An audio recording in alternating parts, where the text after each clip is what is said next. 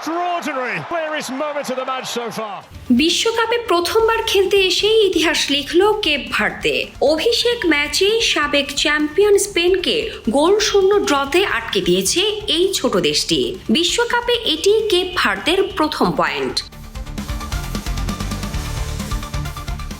বলের দখল পুরোপুরি স্পেনের নিয়ন্ত্রণে থাকলেও গোল আসেনি। প্রথমার্ধে তেরেসের শট ক্রসবারে লেগে ফিরে আসে লাপোর্তের নিশ্চিত আক্রমণও নষ্ট করে দেয় কেপ ভার্দের দৃঢ় রক্ষণভাগ। আর বারবার বিপদ থেকে দলকে বাঁচান 40 বছর বয়সী গোলরক্ষক জোভিনিয়া।